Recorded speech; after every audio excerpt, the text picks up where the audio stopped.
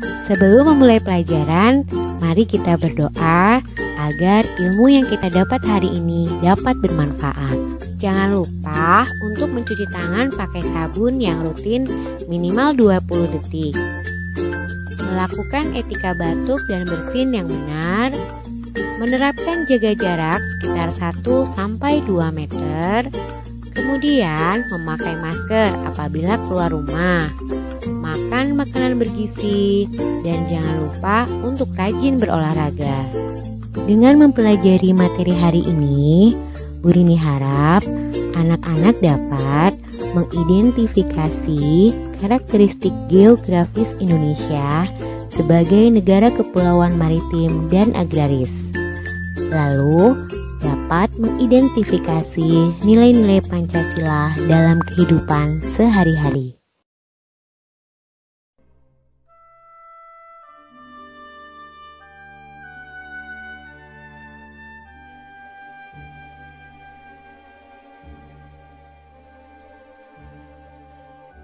Kenampakan alam pada bentang alam Indonesia merupakan salah satu yang terlengkap di dunia.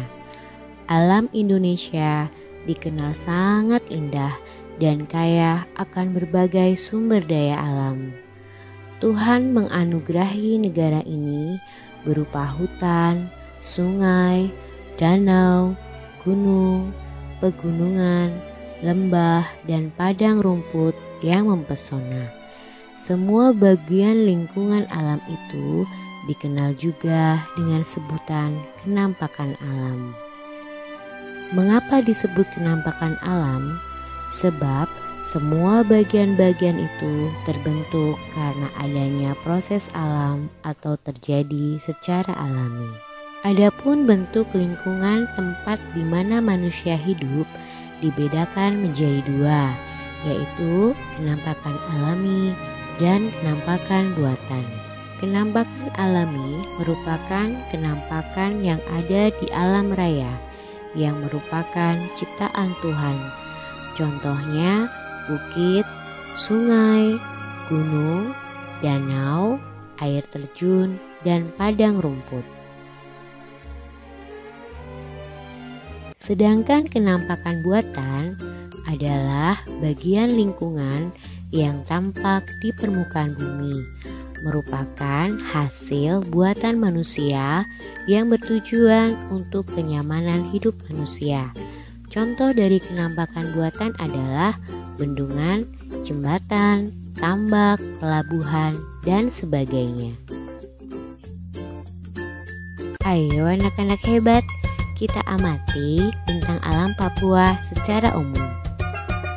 Pulau Papua adalah pulau yang berbatasan dengan negara Papua Nugini.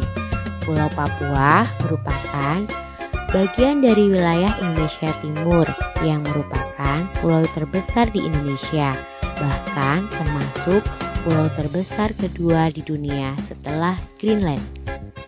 Tahukah anak-anak hebat bahwa sebagian besar daratan Papua masih berupa hutan belantara?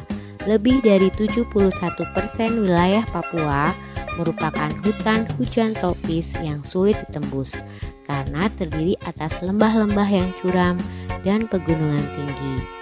Puncak tertinggi di Indonesia berada di Papua, yakni Puncak Jayawijaya yang sebagian puncaknya ditutupi salju. Mari anak-anak hebat, kita pelajari bersama beberapa contoh bentang alam yang ada di Indonesia. Yang pertama di Pulau Sumatera. Bentang alam yang ada di Pulau Sumatera contohnya adalah Gunung Kerinci, Ngarai Sianok, Lembah Anai, Lembah Harau, Dataran Tinggi Gayo, Sungai Komering, Pantai Lampak. Di Pulau Jawa ada Gunung Semeru, Gunung Merapi, Green Canyon, Sungai Bengawan Solo, Pantai Pangandaran, Pantai Parangtritis, dan Pantai Teluk Penyu di Cilacap. Adapun di Pulau Kalimantan ada Gunung Halau-Halau, Sungai Barito, dan Pantai Batakan. Di Pulau Sulawesi ada Gunung Kelabat, Lembah Bada, Bukit Luwu, Sungai Karama, dataran rendah Maros, dan ada juga Pantai Losari. Kemudian di Pulau Papua ada Puncak Jayawijaya, Lembah Baliem, Bukit Arfa, Sungai Torasi, dan pesisir Arafuru. Bentang alam wilayah Indonesia yang bervariasi tidak terlepas dari keadaan iklim di Indonesia.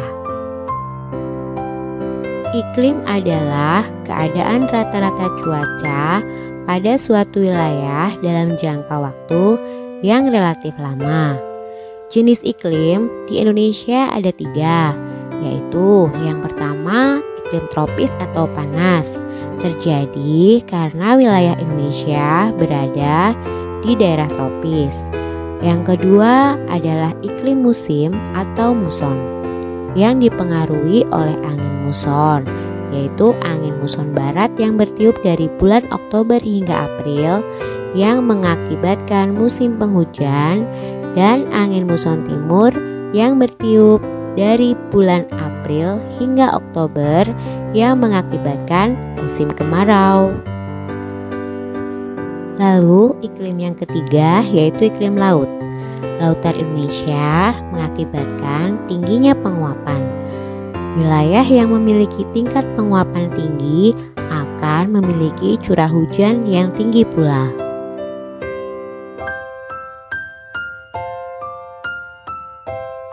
Beragam kenampakan alam yang dimiliki Indonesia, beragam pula jenis tumbuhan atau flora dan hewan atau fauna. Sekitar 17% keanekaragaman jenis flora dan fauna di dunia ada di Indonesia. Sekarang kita akan mempelajari persebaran flora di Indonesia. Menurut Alfred Wallace, berdasarkan pendekatan biogeografis, kekayaan flora di Indonesia dibagi menjadi 2, yaitu kelompok Indo-Malayan dan kelompok Indo-Australian. Perbandingan flora yang ada di Indonesia bagian barat dan timur dapat dilihat di bagian berikut.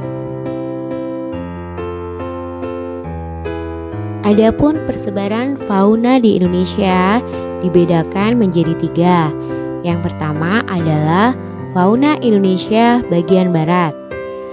Di bagian barat terdapat beberapa fauna seperti gajah, harimau, tapir, badak, macan, kerbau, rusa, orangutan, ular, buaya, kadal, biawak, bunglon, kura-kura, terenggiling, burung jalak, merak, burung hantu, dan ikan pesut di Sungai Mahakam. Fauna yang ada di Indonesia bagian tengah contohnya adalah anoa, beruang, ikan duyung, burung maleo, burung kakatua, dan burung nuri. Di Indonesia bagian timur ada beberapa fauna yang dapat kita jumpai seperti beruang, kanguru, landak, kelelawar, biawak, namdur, burung nuri, dan burung cendrawasih. Flora dan fauna yang ada di Indonesia dapat dimanfaatkan untuk kepentingan manusia. Namun, pemanfaatan flora dan fauna harus disesuaikan dengan pengamalan nilai-nilai sila Pancasila. Kita tidak boleh memanfaatkan kekayaan alam di Indonesia secara sembarangan.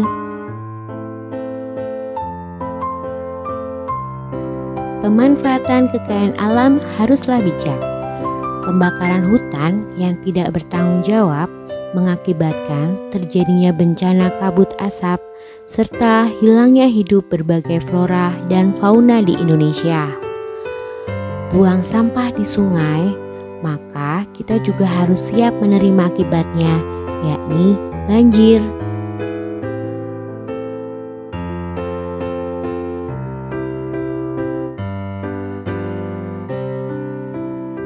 Dan jika kita menebang hutan sembarangan, maka kita juga harus siap menerima akibatnya, yaitu tanah longsor. Jadi, saat menebang pohon harus menggunakan sistem tebang pilih dan pelestarian kembali dengan cara reboisasi.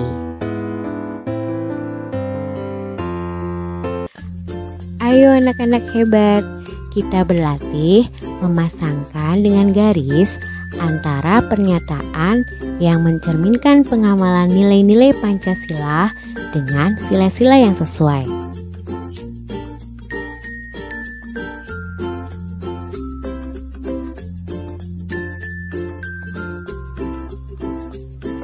Dan mari lihat jawabannya. Sudah benarkah jawaban kalian?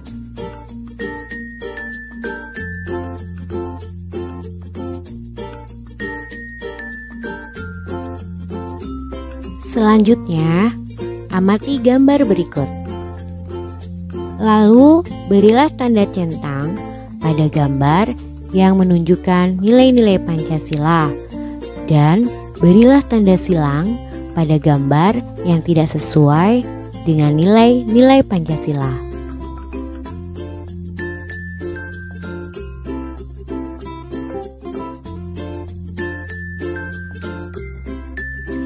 Mari kita cocokkan jawabannya. Bagaimana? Sudah tepatkah jawaban anak-anak?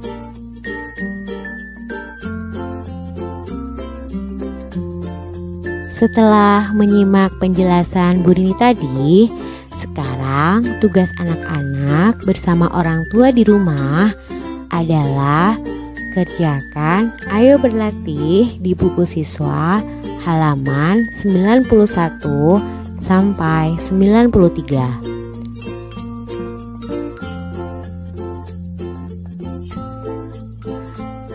Lalu jawablah dua pertanyaan berikut.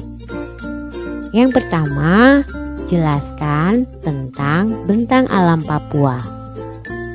Nomor 2, sebutkan dua contoh sikap pemanfaatan alam yang sesuai dengan nilai-nilai luhur Pancasila.